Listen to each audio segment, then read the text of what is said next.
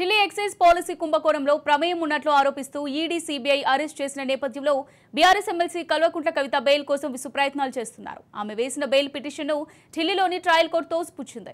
దీంతో ఆమె ఢిల్లీ హైకోర్టును ఆశ్రయించారు. ఇప్పటికే ఈడీ నమోదు చేసిన కేసులో బెయిల్ ఇవ్వాలని పిటిషన్ వేసిన కవిత సీబీఐ నమోదు చేసిన కేసులను బెయిల్ ఇవ్వాలని కోరుతూ తాజాగా మరో పిటిషన్ వేశారు. ఈ పిటిషన్పై కాసేపట్లో విచారణ జరగనుంది. ఈడీ కేసులో బెయిల్ పిటిషన్పై విచారణను ఢిల్లీ హైకోర్టు ఈ నెల 24కు వాయిదా వేసింది. ఢిల్లీ ఎక్సైజ్ పాలసీ కుంభకోణంలో ప్రమేయం ఉన్నట్లు ఆరోపిస్తూ ఈడీ సీబీఐ అరెస్ట్ చేసిన నేపథ్యంలో BRS MLC Kalvakuntla Kavitha bail కోసం విశ్వ ప్రయత్నాలు చేస్తున్నారు. ఆమె వేసిన బెయిల్ పిటిషన్ను ఢిల్లీలోని ట్రయల్ కోర్టు తోసిపుచ్చింది. దీంతో ఆమె ఢిల్లీ హైకోర్టును ఆశ్రయించారు. ఇప్పటికే ఈడీ నమోదు చేసిన కేసులో బెయిల్ ఇవ్వాలని పిటిషన్ వేసిన కవిత సీబీఐ నమోదు చేసిన కేసులను బెయిల్ ఇవ్వాలని కోరుతూ తాజాగా మరో పిటిషన్ వేశారు. ఈ పిటిషన్పై కాసేపట్లో విచారణ జరగనుంది.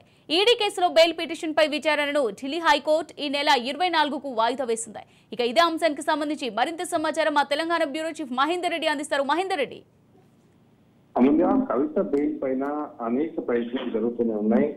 మార్చి 15 అరెస్ట్ అయినటువంటి కవిత ఇప్పటి వరకు కూడా 3 నెలలు గడుపుతూనే ఇప్పటికీ ఆమె జైల్లోనే ముడతపడి. సో ఒకసారి ఢిల్లీ డిక్టేషన్ కేసులో బీఆర్ఎస్ కవిత సిబిఐ నమోదు చేసిన కేసులో బెయిల్ కోర్టు ఢిల్లీ హైకోర్టును ఆశ్రయించారు. ఆమె బెయిల్ పై పిటిషన్ పై కాసేపట్లో విచారణ కూడా జరగనుంది. కవిత బెయిల్ పిటిషన్ పై జస్టిస్ స్వర్ణకాంత శర్మ తర్వాత విచారణ చేపట్టనుంది. ఈ నేపథ్యంలో ఈ రోజు కవిత బెయిల్ దొరుకుతుందా అనే ఉత్కంఠ నెలకొంది.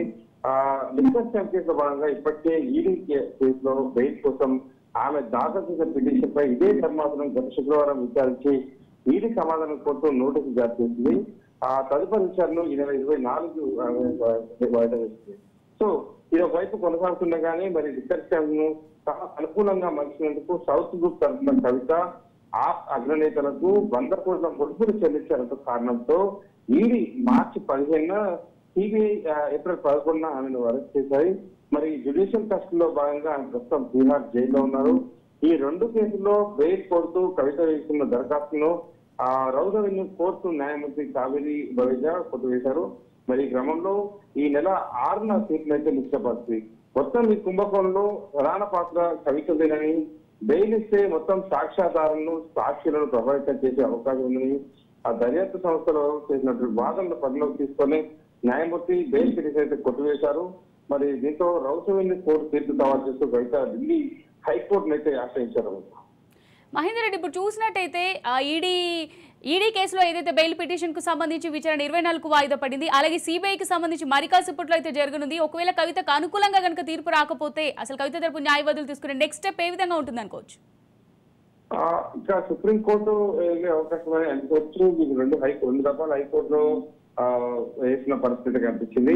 ముందు రవిశంకర్ సిబిఐ కోర్టులో వేశారు, ఈడీ కోర్టులో వేశారు, హైకోర్టులో వేశారు. ఇప్పుడు ఇక చివరి అస్త్రంగా సుప్రీంకోర్టులోనే చేసుకోవాలని అవసరం ఉంటుంది. ఒకవేళ సుప్రీంకోర్టు కూడా దర్యాప్తు సంస్థలకు అనుకూలంగా తీర్పునిస్తే మాత్రం ఇక తాను మొత్తం విచారణ ఎదురయ్యే వరకు కూడా జైల్లో ఉండాల్సిన పరిస్థితి ఉంటుంది. ఒకవేళ కవితకు అనుకూలంగా వస్తే మాత్రం దర్యాప్తు సంస్థలు బలంగా చెప్తున్నాయి ఏ కోర్టుకైనా సరే ఇప్పటివరకు బెయిల్ ఎందుకు ఇవ్వకూడదు అనేది.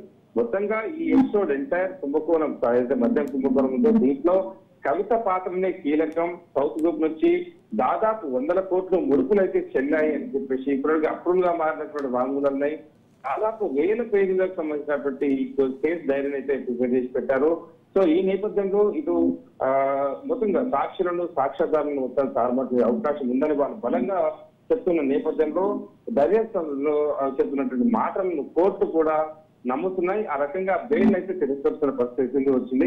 మరి ఈ రోజు మాత్రం మొన్న హైకోర్టులో వేసినప్పుడు పెండింగ్ లో కేసు మరి ఈ రోజు హైకోర్టులో మరోసారి వాళ్ళు వేశారు. మరి కొద్దిసేపట్లో విచారణ అయితే జరగనుంది. మరి బెయిల్ వస్తుందా రాదా అనే దానిపైన అయితే ఒక ఉత్కంఠ అయితే నెలకొంది. ఒకవేళ రాకపోతే మాత్రం సుప్రీంకోర్టుకు వెళ్ళాల్సిన అవసరం ఉంటుందంటే లీగల్ కూడా చెప్తున్న పరిస్థితి ఉంది. Right, thank you for the updates Mahender Reddy.